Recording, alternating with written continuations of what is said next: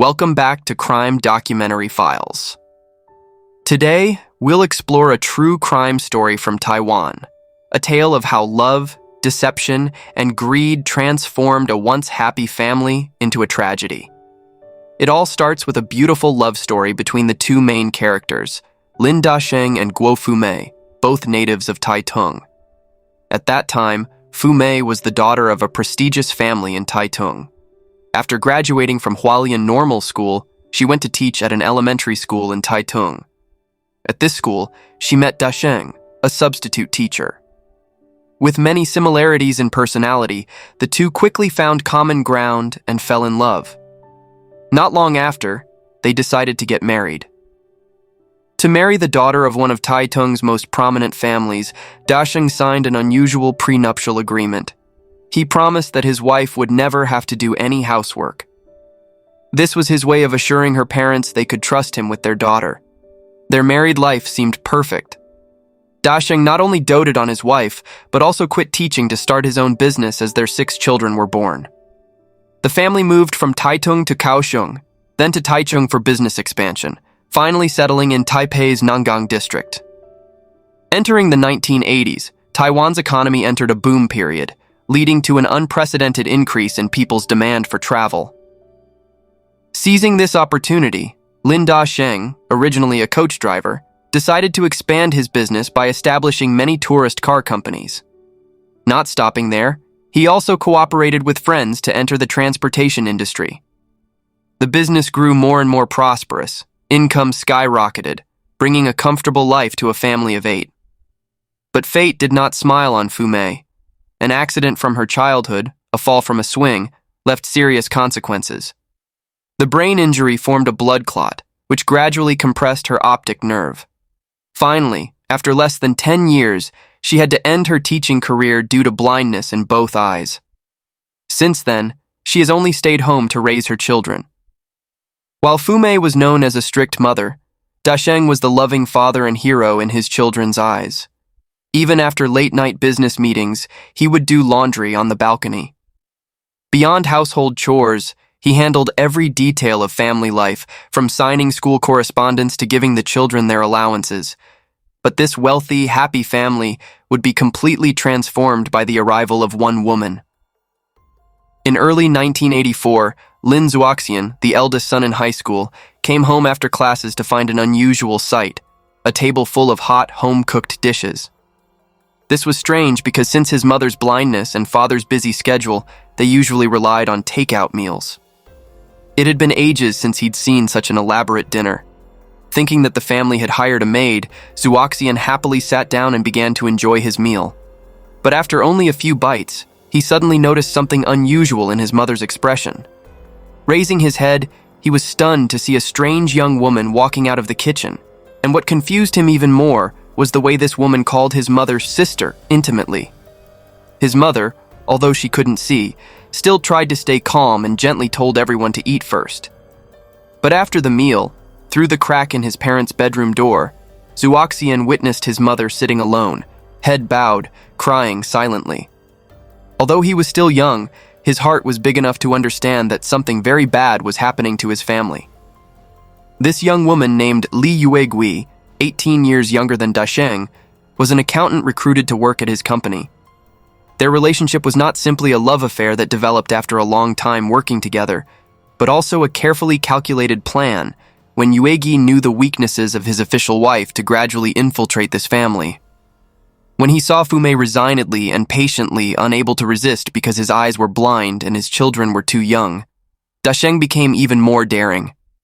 He openly brought Yuegi home, and from then on his behavior became increasingly outrageous. At first, because of the large family, although Fumei had accepted to give in, Dasheng was still a bit hesitant to bring Yuegi home often. He rented a small apartment outside to use as a place to date his lover. But then, his presence in the family became increasingly sparse, from coming home late to disappearing for weeks. No one signed the children's contact books anymore, and living expenses were no longer sent home regularly like before. In a desperate attempt to keep her husband, Fumei even agreed to give up her bedroom to Yuegi, just hoping that Dasheng could stay home more. Meanwhile, Yuegi quickly took her place, establishing herself as the new mistress and began to manage everything in the house. After several months in this suffocating atmosphere, Zuoxian could no longer bear watching his mother's suffering and the mistress's brazen presence in their home. With all the courage a teenage boy could muster, he finally confronted his father. But instead of acknowledging his wrongs, Dasheng turned argumentative with his son. "If you're so capable, stop using my money," Dasheng sneered. That cruel statement pushed 15-year-old Zuoxian to make a heartbreaking decision. Taking only his ID and what little allowance money he had, he dropped out of school and left home. He began living as a homeless person in the Songshan district for several weeks. When hunger became unbearable, he found work as a newspaper delivery boy. Through a labor agency, he was shuffled between various factories before finally landing a job as a grocery store clerk. Having left school early, he fell in with a gang. On days off, he joined them in street fights. After one brawl landed the group in a police station, officers discovered his dropout status and notified his school principal. Thanks to his teacher's patient counseling, he agreed to return to school and complete his education, ending his months of street life. When Zuoxian returned home and pushed open their familiar door, he found only an empty void. After days of searching, he discovered his family's new residence, an illegal structure next to a beef noodle shop. Their new home was pitiful. Paper-thin walls, a ceiling so low they had to stoop, without even basic bathroom facilities. When his mother opened the door to welcome him home, she spoke not a single word of reproach about his departure. This broke Zuoxian's heart, and he fell to his knees before her, sobbing. But questions plagued his mind. How had their family fallen into such poverty? And where were his father and two sisters? The bitter truth emerged. Shortly after his departure, his father's company had plunged into a financial crisis. It started when a business partner absconded with company funds, triggering the collapse of all their businesses like dominoes. Faced with mounting debts, Dasheng chose the coward's path, running away. He took Yuegi and two daughters to Kaohsiung, abandoning his blind wife and 3 remaining children to face aggressive creditors alone. Fumei's situation was desperate, blind and responsible for 3 young children. Her own family, once prosperous, had fallen on hard times shortly after her marriage and couldn't help. Though creditors eventually backed off, the burden of rent and daily expenses weighed heavily on them. Thankfully, through the kindness of neighbors and church support, combined with her eldest daughter and son working part-time while studying, the family managed to survive in their makeshift home. Zuoxian's return brought a ray of hope. Beyond returning to school, he worked part-time to support the family. Through his application for social assistance, they were able to move to public housing. Though modest, an 890-square-foot apartment costing $8 monthly in rent, at least they had proper facilities for bathing and cooking. Despite their hardships, the children living with their mother felt content. Though missing their father and 2 sisters, they believed life was slowly improving. Then came a fateful day, December 10th, 1984. Dasheng, who had vanished for 6 months, suddenly appeared in Taipei seeking Fumei. He expressed a desire to return to their hometown in Taitung, claiming he wanted to visit both sets of parents and hopefully borrow money from her relatives to restart his business. Fumei, harboring hope that her husband had finally come home like a lost bird returning to its nest, was overjoyed. She quickly packed her bags to leave with him. The children were elated seeing their father's apparent reformation. They thought this would be the perfect birthday gift for their mother, whose birthday was approaching. While Lin Zuoyi prepared for his graduation trip, the other children excitedly planned a surprise birthday party for their mother during their parents' absence. But fate had other plans. The next news about their mother would not be one of joyful reunion, but of unimaginable tragedy. Zuoyi, who was on his graduation trip, had arranged to meet his parents when his group reached Taitung. However, from the moment they left Hualien for Taitung, his phone calls went unanswered. Though worried, he had no choice but to continue the journey with his classmates. Then, on the afternoon of December 21st, when the group stopped at a restaurant in Kaohsiung, a front desk clerk handed him a note. It read, "Your mother has passed away. Please come to the morgue at Kaohsiung Left Wing Naval Hospital." Without time to question who had left the message, Zuoyi rushed to the hospital, where he found his father and siblings already gathered, their faces streaked with tears. The children frantically questioned their father about their mother's death. Dasheng's response was cold and detached. "Your mother was scalded by hot water and died from infection." He even tried to prevent the children from seeing their mother one last time. But the children insisted on lifting the white sheet, and what they saw horrified them. Their mother's body was covered in severe burns except for her head, showing signs of an agonizing death. Beyond their immediate shock, questions flooded their minds. How could a simple trip home result in such a horrific death? The truth was that Dasheng's return had been an elaborate trap. Not only did he plan to exploit Fume to borrow money from relatives, but he had also arranged a fatal meeting between her and Yuegi. When Fume arrived in Taitung, Yuegi had been waiting. She threatened and tried to persuade Fume, demanding not only that she borrow 200,000 new Taiwan dollars, approximately 7,000 US dollars, from her aunt, but also that she surrender her position as legal wife and divorce Dasheng. Of course, Fume couldn't agree to such demands. On the morning of December 16th, around 11 a.m., while staying with Dasheng and Yuegi in Taitung, Fume prepared to take a bath. As Yuegi prepared the hot water, her pent-up rage exploded. Taking advantage of Fume's blindness, she repeatedly doused her with boiling water. Unable to see and thus unable to escape, Fume could only scream in agony and beg Yuegi to stop. But Yuegi, like a woman possessed, showed no mercy. Only when Fume collapsed from her burns did Yuegi finally stop and call an ambulance. Since Taitung's hospital lacked a burn unit, Fume was transferred to the Naval Hospital in Kaohsiung. Despite receiving immediate medical attention, the burns were too severe and extensive. She passed away on the afternoon of December 21st from sepsis and kidney failure. Faced with such a brutal murder method, both Fume's family and her 6 children were outraged. Fortunately, Fume's cousin, Li Yonggran, was a lawyer. He immediately began gathering evidence to prosecute Yuegi. However, confronted with his wife's murderer, Dasheng shockingly sided with Yuegi. He not only paid for her defense lawyers, but also allowed her to lie in court, claiming Fume had accidentally scalded herself while bathing, and that Yuegi had broken the bathroom window trying to save her. Although Lin's eldest daughter testified that her mother always showered and never bathed, and lawyers pointed out that a bathtub with only 10 inches of water could not have caused burns to 90% of her body, due to a lack of witnesses and direct evidence, Yuegi received only a 7.5-year sentence for manslaughter in the first trial. A life traded for just 7 years in prison was already devastating for the victim's family. But what they didn't expect was that after Yuegi's appeal, coinciding with Taiwan's special amnesty period, her sentence was reduced to just 3 years and 9 months.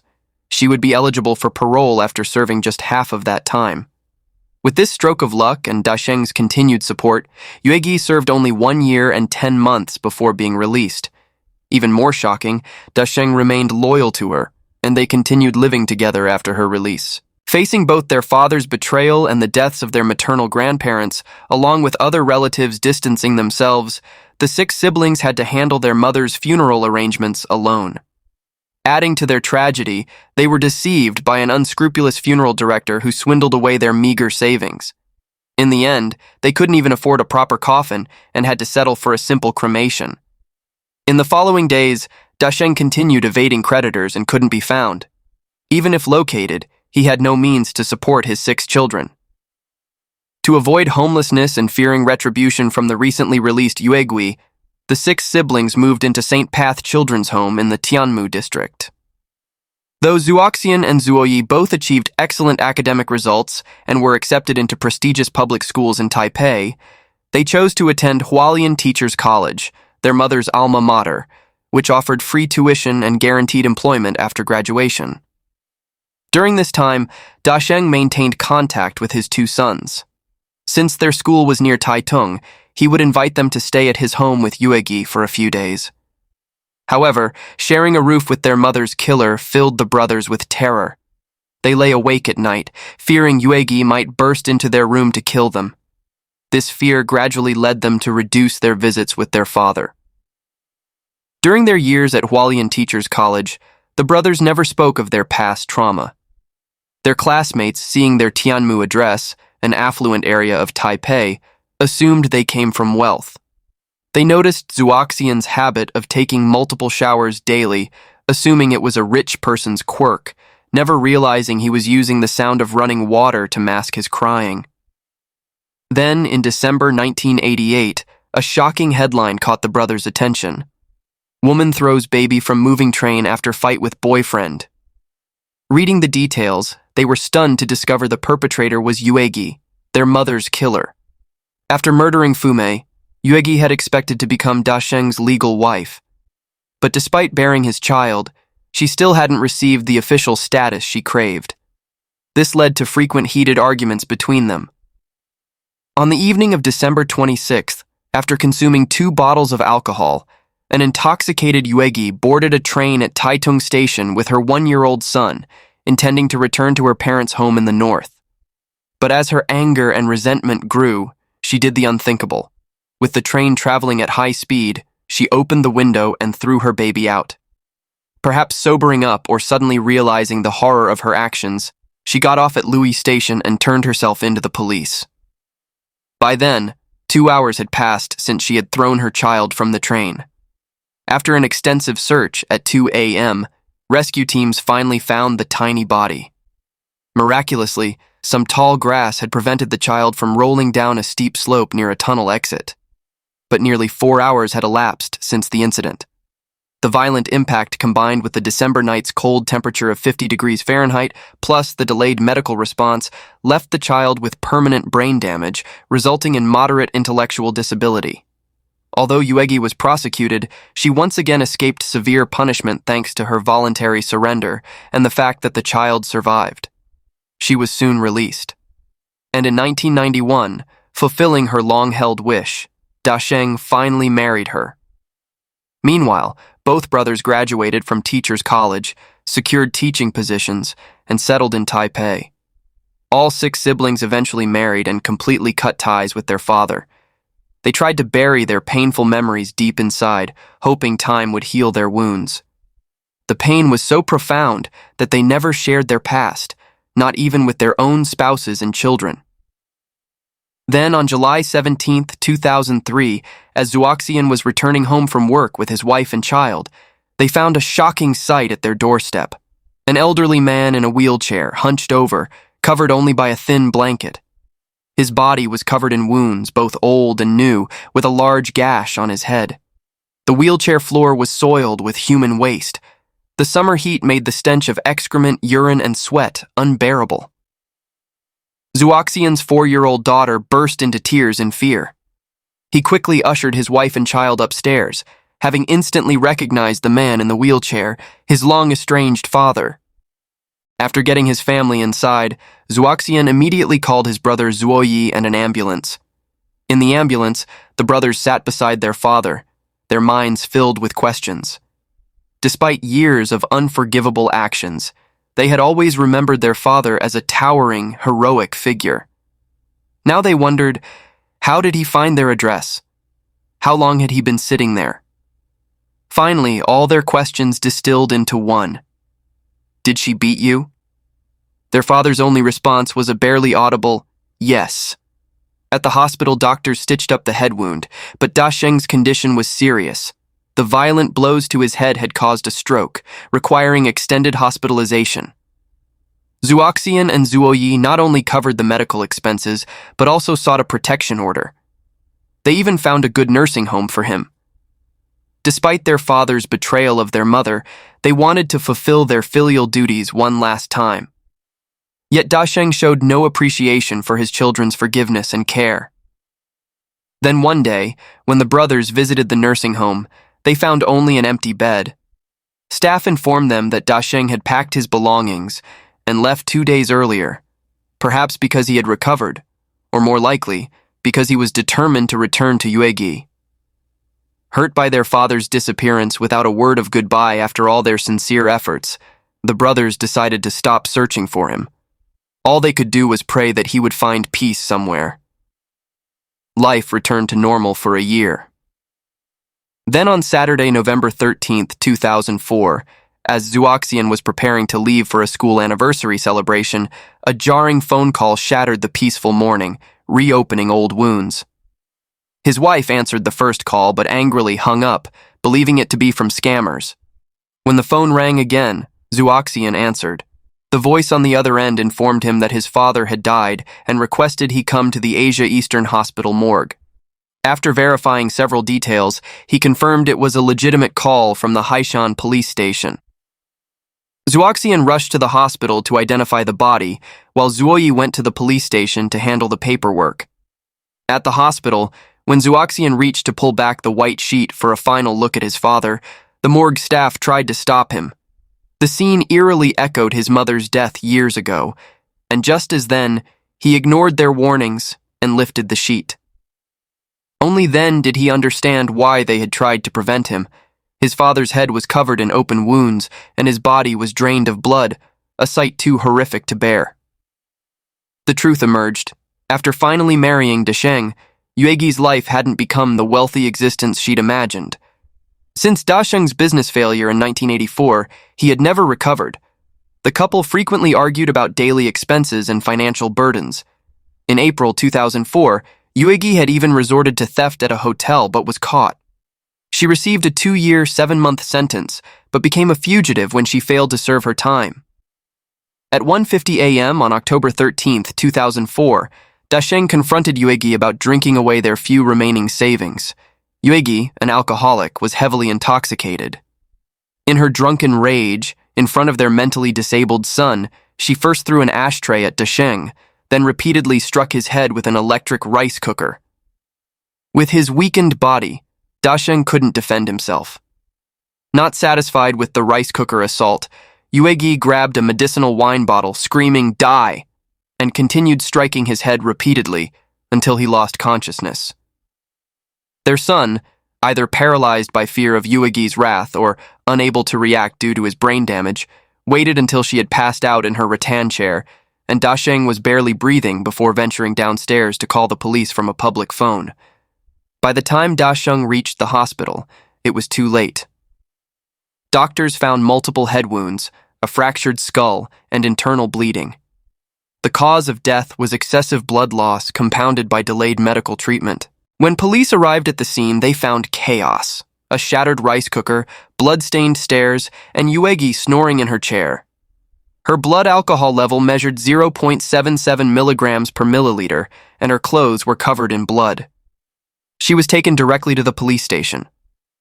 Only then did she begin making excuses, or rather, attempting to deflect blame. First, she claimed Dasheng had wanted to end his life due to chronic gout pain.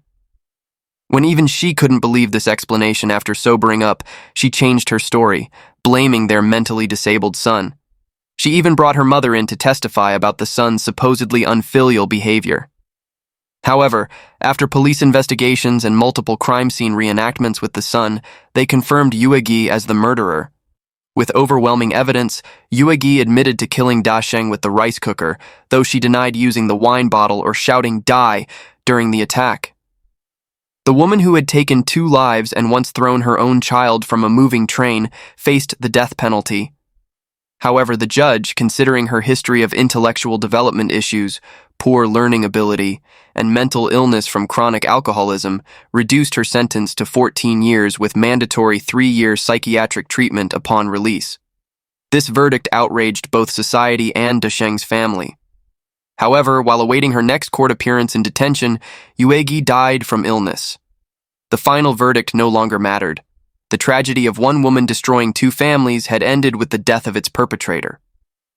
The 6 children of Dasheng and Fume continued living under Yuegi's shadow.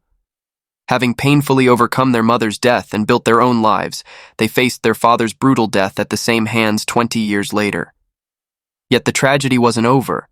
After their father's death, the media widely criticized Zhuoxian, the eldest son, for his seemingly cold response to his father's death, suggesting his abandonment had led to the tragedy and questioning his fitness as a teacher. Zhuoxian was originally selected as a principal candidate and needed to undergo training before being assigned to the school as principal. But because of this incident, the principal's training was also affected. A series of anonymous letters were sent to the school and home. 20 years apart, both parents were killed by the same person, now misunderstood by society, and his work was also severely affected. He once intended to end it all.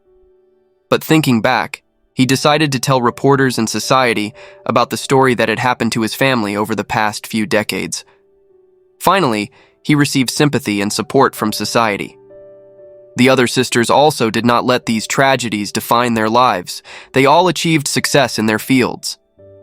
Their story was adapted by Dai Television into the film We Six, as a reminder of the power of brotherhood and the will to rise from pain. The 6 siblings proved it with their own lives. Happiness is not determined by fate, but by ourselves. This tragedy leaves a profound lesson about the price of greed and betrayal, but at the same time, it is a story about the extraordinary determination of children who have overcome adversity to build a brighter future. They have shown that no matter how painful the past is, people can still overcome and write new, better pages of life. And that is today's case. What do you think about this case? Please share in the comments section below. Don't forget to like, share, and subscribe so you don't miss other interesting cases. Thank you for watching and see you in the next videos.